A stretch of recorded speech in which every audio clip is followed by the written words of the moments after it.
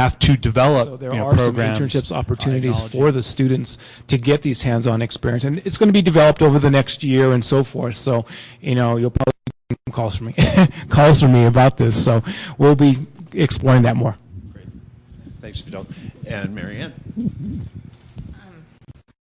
So through Los Alamos National Laboratory, we support almost all of the northern New Mexico community colleges. And one of the things that I've been seeing is how great all of them are and how they are getting into the next century, either a digital age and whatnot.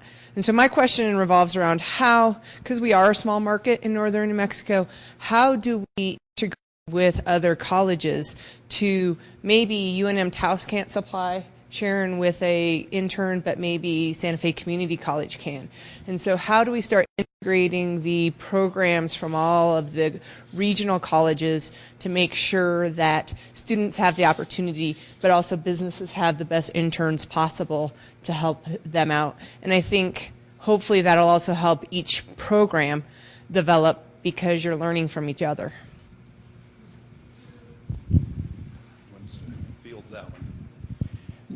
Number one, I want to acknowledge Los Alamos for the support they've given us to help train our faculty to deliver courses in distance education. That was a grant we just got this last spring.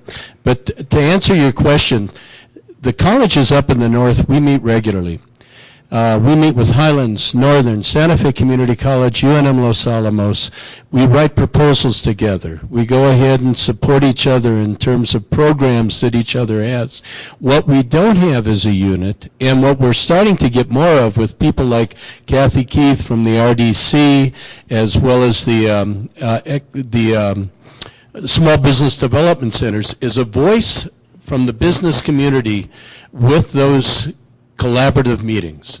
If we had a voice at the business community at the table saying that we would love to go ahead and to have interns in the variety of areas, if we don't have that person in web design or whatever, yet, Northern does, to bring that intern up from Espanola to work in the business here, I think is very doable. So I think with the work that Victoria is going to do with the business community here and her collaborative efforts in the past with the business community in the north, I think a lot of options, to really open that. I want to thank you as well for the support, and I think what you're speaking to is really an area that we can definitely grow in terms of the communication there, because it is just strengthening that connection between the educational institutions and the communities and the businesses. And so that few light bulbs just went on for me, so I think the conversation should be continued in addition to what Dean Gilroy is saying. We are already talking, but I think we could have some more pointed conversations about internships and about that. The other thing I wanted to say is that we passed out an article to you all on the undereducated American, and it's got some amazing statistics in it. And we really want to just underscore that as we have this conversation at a regional level, at a state level, nationally, these are important conversations that we need to have about the nature of education and training and who's doing it and what it's for and who's funding it and all of that. And so we just wanted to share with you some statistics on the importance of community college partnerships with businesses, with the dual credit programs in the high schools. I think as we talk about education, I'm an educator. My graduate work is in education. This is my passion, but technology is changing so quickly, and our models of education aren't keeping up with it. And I think that's part of what's happening to our educational systems. And I think we've really got to have a more sophisticated conversation about education than just talking about certain measures or certain accountability. It's a complex process, and the world is so inundated with information at this point. And so yes, it's communication skills, it's critical thinking skills, it's particular technical skills, but there's a conversation we need to have about the importance of just these kind of dialogues and partnerships in the community. And I think we need each other, and we need to really have these honest conversations about how do we interact with all the way from the elementary school on up. So just wanted to put in my plug for that.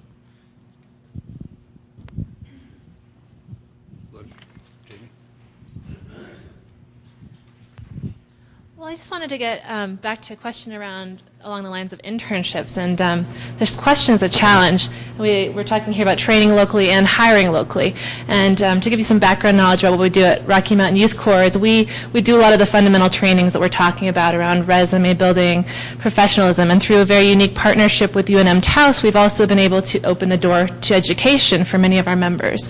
So we see these young adults from Taos County having their foot in the door for college and their foot in the door for professional level skills. And then we see the next step, this internship or apprenticeship step. And my challenge or question is, how do we turn an internship into an actual job? And we know that's a challenge we all face because the jobs are limited. What jobs are there truly available? And I guess that would be my question is, as we're developing these internship collaborations, how do we then also make a commitment to hiring that young person and continuing that training process? The training can't stop with the degree or the term of service at Rocky Mountain Youth Corps. The training and support needs to also occur at the employment level. So I'm curious of any ideas or initiatives that anyone has working along those lines.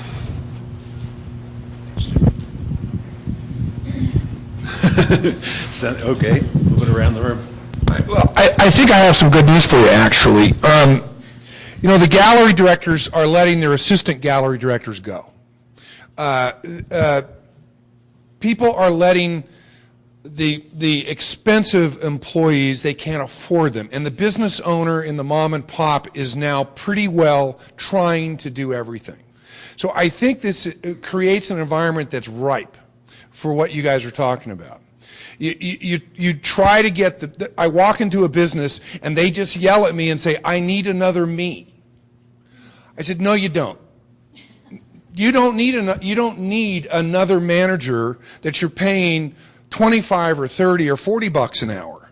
What we need to do is figure out what you need to be doing and get some of this stuff, this internee kind of stuff, off your back into this other administrative assistant or this junior salesperson that I can intern and then train. And actually, what I want to do is hire the person with the absolute least amount of skills that I can then train, because I'm going to pay them less than someone else. So it actually is, from an intern perspective, I think, very positive. I don't want to hire the most expensive person I can do with the highest skills, because I can't afford it today.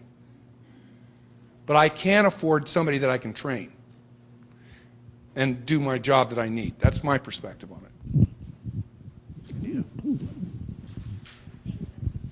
it. It's interesting that this is coming up. I'm in a really unique position right now where I think that there's a middle ground. I'm right now doing a lot of freelance contractual work with businesses and organizations in the community, which are exactly at that point. They're having to let go their right hand. They can't afford to hire someone full-time to be a business manager, but they also can't do it all themselves. So where I've come in is I'm able to do a little bit of a lot of different things. And I'll tell you, as far as training, one of the biggest things that there's a need for, that I could be working 60 hours a week for 5 or 6 different businesses doing Excel. So if there's a way to develop a more advanced, I know that there's a beginning level Excel class currently.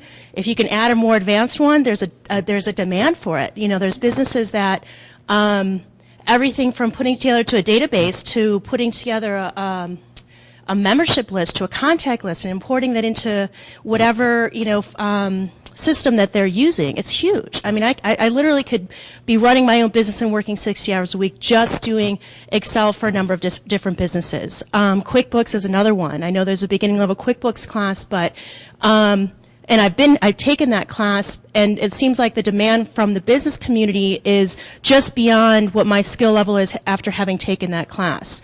So if there's a second level QuickBooks class that can be added to the curriculum, but there's a huge demand for businesses to have someone that can, and my background is mostly in hotel and restaurant management back in California, and then of course the time that I spent here with the Chamber of Commerce, I've had a lot of participation in office organization and administration, And that's what businesses need. You know, the independent business owners that know that they need to be on Facebook and developing their website and updating, keeping those things up to date and training their staff and looking at how to improve their sales and looking at membership rewards program. They just can't do it all. So there's a unique opportunity, you know, there. And if you want to chat more about it, I can share with you some of the things that I've been asked for from these different businesses, and I can't be doing it all right now. So thank you. Thanks, Anita.